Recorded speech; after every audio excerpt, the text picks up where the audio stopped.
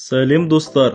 Бүгінгі біздің шығарылымда атақты кореялық актер Ли Бьон Хон жайлы айтатын боламыз. Ол біздің елге Ва-банк және де Айрис сериалдарымен өте танымал. Видеоны көрмес бұрын каналымызға тіркеліп, қоңыраушаны басып қоюларыңызды сұраймыз. Ли Бьон Хон атақты кореялық актер. Ол тек қана өз елінде ғана емес, Голливудта да кеңінен танымал. Оның еңбегін әлемнің түкпір-түкпірінен миллиондаған фанаттары қызығушылықпен тамашалайды.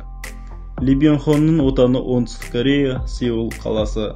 Актер 1970 жылы жаздың ортасында кәсіпкерлер отбасында дүниеге келген.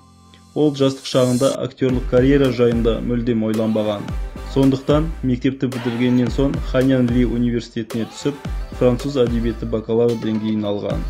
Өміріндегі ең үлкен бұрылыс оған анасының құрбысы бар өнерінді кино саласында байқап көрсеңші деген ақыл-кеңестен соң басталған.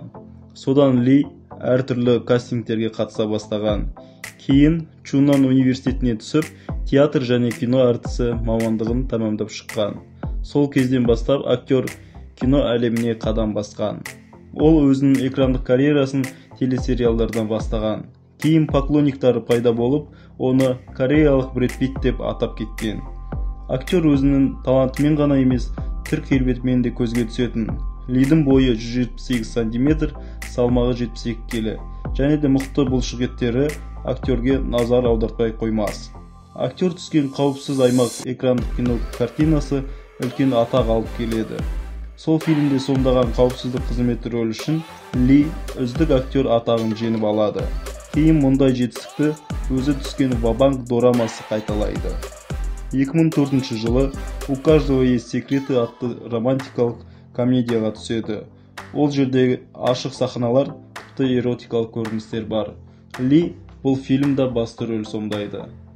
Бір жылдан кейін «Горечь и сладость» фильміне түседі. Мұнда атақты мафиозидің көмекшісі болып рөл ойнайды. Боевик Каталон фестивалінде көрсетіледі. Кейін мықты режиссерлар жиналған «Хороший, плохой, долбанутый» атты комедиялық фильмге түсіп, жағымсыз кейіпкердің рөлін ойнайды. Бұл рөл үшін Asian Film Awards фестивалінде марапатталады. 2009 жылы Ли Голливудтық кино индустрияға қадам басады. Ол «Бросок кобры» атты атақты боевикте Storm Shadow рөлін ойнайды. Бұл рөлді ойнауы үшін актер қатаң диета ұстап, спортзалда дайындықтан шықпайтын. Осы фильмде талай көрерменнің ықыласына бөленіп, кейін жалғасына түсуге қайта шақыртылады. Ред 2 комедиясында үздік жауыз адамның рөлін ойнап, Энтони Хопкинс, Джон Малкович және де Хелен Мирренмен бірге түседі.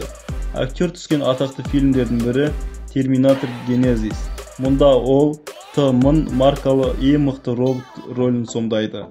2016 жылы «Хуже, чем ложь» атты фильмде Аль Пачино, Джулия Стайлз атты танымал актерлармен жұмыс жасайды. Ли Бьон Хо өз елінде де жарық жұлдыз. Ол «Это только мой мир» атты мелодрамаға түсіп, аутист інісі бар кезінде боксер болған жігіттің рөлін сомдайды. Кейін «Мистер Саншайн» сериалына түсіп, көрермендердің ыстық ықыласына бөленеді. 2019 жылы Бьон Хо «Извержение» фильміне түсіп, тек қана кореялық емес, дүние жүзіндегі көрермендерін қуантады. Бұл фильм талай рейтингтарды жарады. Кейін «Маған қатты ұнайтын Тот, кто рядом» дорамасына түседі. Бұл фильмде марқұм президент Пак Чон Хидің өліміне дейінгі 40 күн бейнеленеді. Актердің жеке өмірі. 2013 жылы Бьон Хон бойдақтық өмірмен қош айтысып, танымал актриса модель Ми Чонға үйленеді. Актриса Бьон Хоннан 12 жас кішкентай. Ертеректе олар кездескен екен, бірақ айырылысып кетіпті. Бірақ олар қарым-қатынасын қайта түзетіп, біз бір-біріміз үшін жаралғанбыз деп отбасын құрады. Ли өзінің сүйіктісіне ұсынысты арнайы Ред 2 боевик фильм премьерасында жасаған. Ол өзінің тойын Сеул Гранд Хайт отелінде жасаған. Бұл тойға 900-ден аса адам қатысып, $100,000 жұмсалған. Сонымен қатар 2 жасқа Брюс Уиллистің өзі арнайы құттықтау жіберген. Бал айларын Мальдив аралдарындағы Бьон Хонның жеке особнягында өткізген. 2015 жылы наурызда Бұл жұптың ұлдары дүниеге келіп, есімін Ли Джон Хо деп қояды. Қазір Бен Хо актерлік карьерасын әлі де жалғастыруда. Ол өзінің жаңалықтары мен жеке өмірі жайында Instagram парақшасында жанкүйерлерімен бөлісіп отырады. 2021 жылы Ли Бен Хо «Игра в кальмара» атты сериалға түседі. Мұнда ол басты рөлдердің бірін сомдайды. Бұл сериал шыға сала халықтың ыстық ықыласына бөленіп, әлем бойынша миллиондаған көрермендер жинайды. Ли Бен Хо жайында қызықты деректер. Актер өзінің ана тілінен бөлек Қытай, француз және ағылшын тілдерін жетік меңгерген. Бен Хо таэквондодан қара белбеу иегері. Кіші қарындасы модель ретінде танымал. 90-шы жылдардағы Корея аруы атағының иегері. Бен Хо сонымен қатар керемет әнші.